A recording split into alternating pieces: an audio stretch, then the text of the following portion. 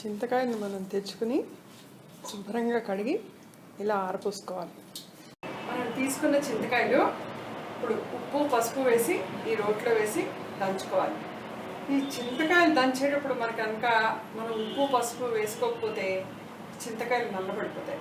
అందుకని తప్పకుండా చింతకాయలు దంచేటప్పుడు ఉప్పు పసుపు వేసుకోవాలి. తగినంత ఉప్పు కూడా వేసేసి చక్కగా ఇలా ఈ రోకలతో కచ్చాగా దంచి దీన్ని మనం 3 రోజులు ఉంచి 3వ రోజున దీంట్లో ఈ ఉట్లు ఇలాంటి కనిపిస్తున్నాయి కదా, ఈ ఉట్లు ఇలాంటివన్నీ కూడా వచ్చేస్తాయి మనకి. ఈ ముద్ద చక్కగా 3వ రోజుకి మెత్తగా అవుతుంది. అవ్వడం వల్ల 3వ రోజున చక్కగా ఈ ఉట్లు గింజలు అన్నీ కూడా తీసేసి దీన్ని మనం ఒకసారి మిక్సీలో వేసుకోవాలి. ఈ విధంగా చేసుకున్న తర్వాత వేసుకుంటే ఆ పచ్చడి ఎండిపోకుండా చక్కగా ముద్దగా ఉండడం వల్ల మనం అప్పుడప్పుడు తీసి చేసుకునేటప్పుడు అది నలగడానికి చక్కగా బాగుంటుంది.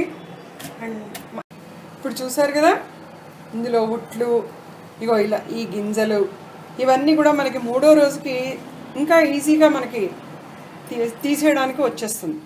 ఇప్పుడు ఇదంతా కూడా మనం ఈ ఉప్పు పసుపు వేసిన దాన్ని ఒక డబ్బాలో పెట్టి మనం 3 రోజులు నిల్వ ఉంచుకోవాలి. 3వ రోజు పొద్దున్న తీసి ఇలాంటి ఉట్లు ఈ గింజలు ఇవన్నీ కూడా మనం తీసేసుకోవాలి.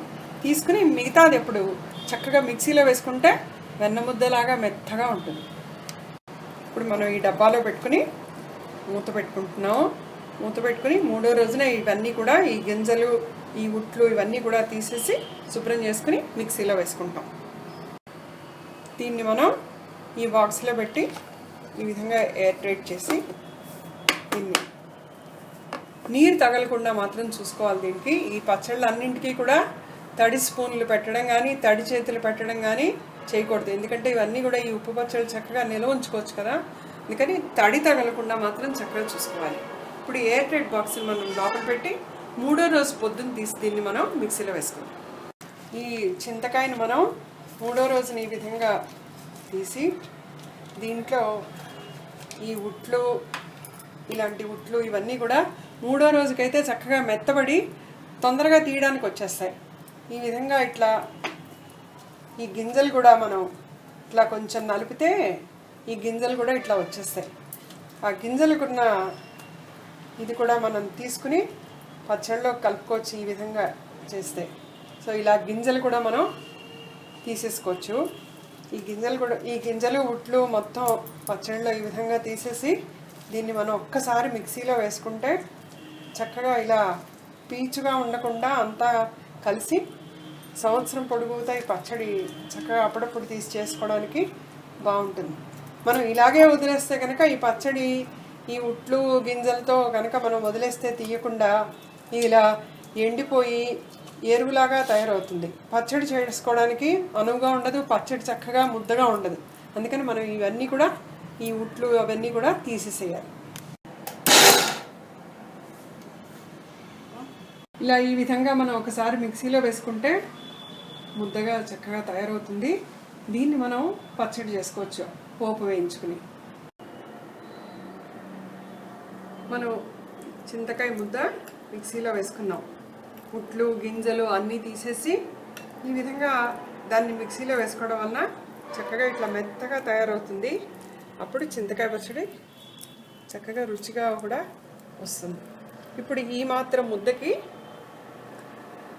ఒక 20 మిరపకాయలు, 1 టేబుల్ స్పూన్ మినపప్పు, 2 టేబుల్ స్పూన్ల మెంతులు, 1 టేబుల్ స్పూన్ ఆవాలు, కావలసినంత ఇంగువ, ఒక 8 పచ్చిమిరపకాయలు, కొత్తిమీర. చింతకాయ పచ్చడి పోపు మనం వేయించుకుంటున్నాము. ఇందులో నేను నువ్వుల నూనె వేసాను. ఈ నువ్వుల నూనెతోనే మనకి పచ్చళ్ళన్నీ కూడా ఈ ఉప్పు పచ్చళ్ళు ఏం చేసుకున్నా కూడా బాగుంటాయి. ఇప్పుడు పోపు వేగిపోయింది. ఇందులో మిక్సీ గిన్నెలో ఆల్రెడీ పచ్చిమిరపకాయలు వేసి పెట్టుకున్నాము. దాంట్లోనే ఈ పోపు కూడా వేసేసుకుంటున్నాము. చల్లారిన తర్వాత మనం మిక్సీలో వేసుకుంటాం. మనం ఇలాంటి చిల్లులు గరిట వాడామంటే దీనికి వేరే స్ట్రెయినర్లు అవి ఉపయోగించక్కర్లేదు, దీంట్లోంచి నూనె దిగిపోతుంది. మనం చింతకాయ పచ్చడికి వేయించుకున్న పోపు, పచ్చిమిరపకాయలు కలిపి మనం ఇప్పుడు మిక్సీలో వేసుకుందాం.